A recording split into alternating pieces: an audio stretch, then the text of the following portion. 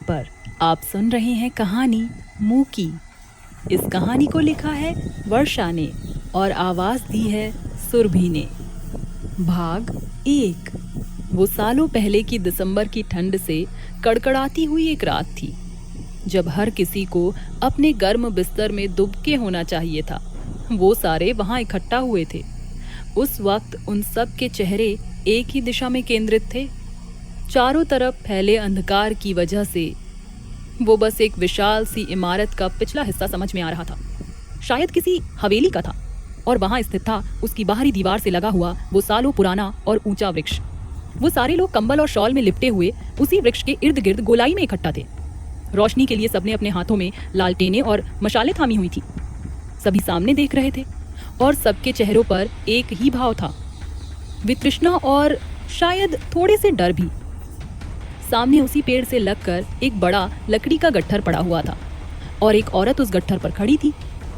उसके दोनों हाथ रस्सियों से ऊपर पेड़ की किसी शाखा से बंधे हुए थे। वहां माहौल में नफरत और डर की बुदबुदाहटें भरी हुई थी।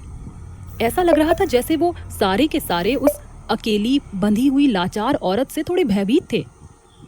तो दूसरी तरफ वो औरत उन सबको बड़ी ही हीन दृष्टि से देख रही थी। वह उम्र में लगभग 30 के करीब, लंबे बालों वाली एक दुबली पतली सी औरत थी, जिसने एक लाल रंग की साड़ी और लाल ब्लाउज पहन रखा था। वो एक साधारण सी दिखती औरत थी, पर पता नहीं क्यों उसे देखकर डर लग रहा था। जब वो अपने आसपास खड़े लोगों को निष्ठुरता से घूरती तो वो सारे सहम जाते। देखो, हम आखिरी बार पूछ रहे हैं, बताए दो कि मुंह की कहाँ है? सबसे आगे खड़े आदमी ने चिल्लाकर पूछा। वो उन सबका नेता लग रहा था। एक वही था जो थोड़ी हिम्मत कर रहा था। उस औरत की गहरी काली और असामान्य रूप से बड़ी आंखें उस व्यक्ति की तरफ घूरने लगी और सभी एक बार फिर सहम उठे। फिर वो उसकी बात पर जोर से हंसी और सबके रोंगटे खड़े होने लगे, पर ठंड की वजह से बिल्कुल नहीं। कितनी बार भी पूछ ले, मेरा एक ही जवाब है, मुझे नहीं पता। उस औरत की आवाज बहुत कर्कश थी। देख, बता दे, वरना आज तुझे हमारे हाथों से कोई नहीं बचा सकता। जैसे बता दूंगी तो छोड़ देगा तू, चल झूठे। वो औरत फिर खिल्ली उड़ाने वाले लहजे में हंसी। तभी एक आदमी अपने पीछे 6-7 आदमियों के दल के साथ वहां पहुंचा। पूरी हवेली छान मारे हम, बाकी वो कहीं नहीं मिली। हमको तो लगता है इनने उसको कहीं छुपाई रखी है। वो उस औरत को घूरता हुआ बोला। देख, अब सच्ची में आखिरी बार पूछ रहा हूँ, वो कहाँ है बता दे। उसके बाद तुम दोनों शराफत से चले जाना यहाँ से, कोई कुछ नहीं कहेगा। वो औरत इधर उधर देखने लगी, जैसे उन सबकी बातें उसे बोर कर रही हो। अब कौनो चारा नहीं, वो लड़किया को ढूंढेंगे बाद में, पहले इनका इलाज करो। भीड़ में से कोई और बोला। वो सारे बहुत देर तक सोचते रहे, जैसे अब जो करना चाह रहे हैं उसके लिए हिम्मत नहीं जुटा पा रहे हैं। इस दौरान वो औरत बारी बारी से उन सबको घूरती रही और खिल्ली उड़ाती हुई हंसती रही। आखिरकार एक व्यक्ति आगे बढ़ा। उसके हाथ में एक जलती हुई मशाल थी। वो उस औरत के ठीक सामने जाकर खड़ा हो गया। कौनो आखिरी इच्छा? उसी नेता जैसे व्यक्ति ने पूछा। उस औरत ने मुड़कर उसे देखा और आराम से उसी कर्कश स्वर में बोली, बीड़ी है बीड़ी? लाई है, बीड़ी मांग रही तो? मशाल पकड़ा व्यक्ति कलपता हुआ बोला। अरे चल, आज्ञा लगाओ रे तू। बोलते हुए वो नेता मुड़ गया। हाथ में मशाल थामा व्यक्ति बिना उस औरत की तरफ देखे झुका और अपनी मशाल उस लकड़ी के ढेर पर रख दी जिस पर वह औरत खड़ी बंधी हुई थी। तभी हल्की सी हवा चली और वो व्यक्ति सदमे से चीखता हुआ अपने पीछे खड़े लोगों पर फेंका गया। उसकी वजह से 3-4 लोग गिर भी गए। अरे क्या हुआ? का स्वर उभरने लगा।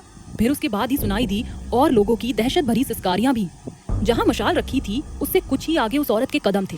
हवा चलने की वजह से उसकी साड़ी कुछ इंच हट गई थी और लोगों ने देखा वो खून जमा देने वाला नजारा।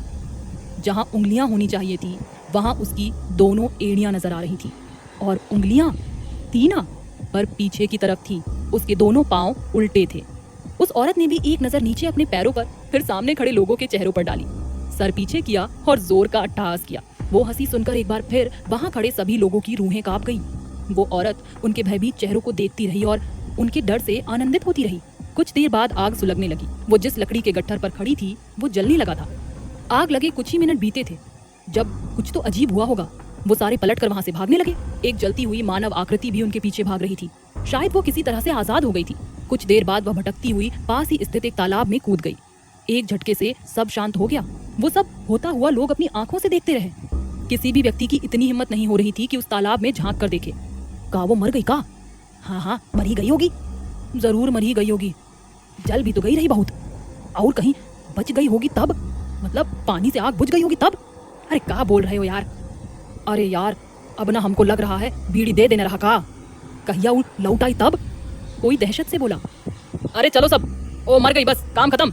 हाँ हाँ खत्म, चलो भाई। सबने आपस में एक दूसरे को समझाया और अपने घरों की तरफ लौटने लगे। अपनी समझ से उन सब ने आज एक बहुत बड़ी समस्या का निपटारा कर दिया था।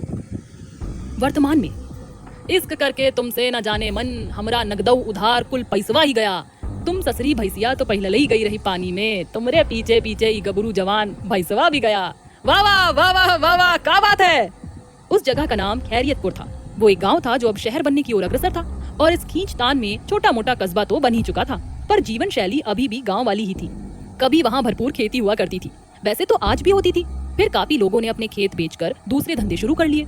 कुछ अगली पीढ़ी के लोग जिनको की खेती किसानी ओल्ड फैशन लगती थी, उनके खेत भी सूने ही पड़े हुए थे और भोर की सुनहरी बेला में बस उन्हीं के काम आते थे, जिन्हें कि मोदी जी के स्वच्छ भारत अभियान की जरा भी परवाह नहीं थी। हालत खराब थी क्योंकि कस्बे की पुरानी खेती हर पीढ़ी अब विलुप्ति के कगार पर थी और नया खून इधर शायरी पढ़ने में व्यस्त था।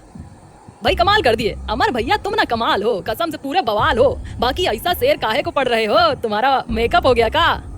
तुम ना ससुर, जब भी कच्चा का छेद जैसा अपना मुंह खोलोगे ना, मक्खियां निकालोगे मुंह से। वो ब्रेकअप होता है, मेकअप नहीं। अरे गलती हो गया।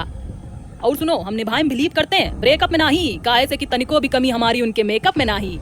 अब लो एक और निकल गया बे, गजब गजब, एकदम जहर। अमर भैया जिंदाबाद। अरे धत ससुर, ई का है, हमका वोट मांग रहे हैं। मुख्य सड़क से एक कच्ची सड़क अंदर आती थी उस गांव के लिए, और जहाँ से वो कच्ची सड़क अंदर निकलती थी उसी मोड़ पर वो चाय की दुकान थी। वो चाय की दुकान बड़े काम आती थी। वहाँ कस्बे के सारे महत्वपूर्ण लोग इकट्ठे होते थे और आपस में बातें करते थे कि मौका मिलने पर वो क्या क्या क्रांति ला सकते हैं, बस उनके हुनर को सही कद्रदान मिल जाए। खुद के गांव का भले ही कोई ठिकाना ना हो, पर चिंता पूरे देश की करते थे वहाँ बैठे बैठे। बस मौका ही नहीं मिल पा रहा था उन होनहारों को। इस समय भी वहाँ 10-12 लोग बैठे हुए थे। खैरियतपुर यही है का? तभी वहाँ एक पिकअप आकर रुकी और उसके ड्राइवर ने सर बाहर निकाल कर पूछा। हाँ भैया यही है। कोरस में कई आवाजें आई।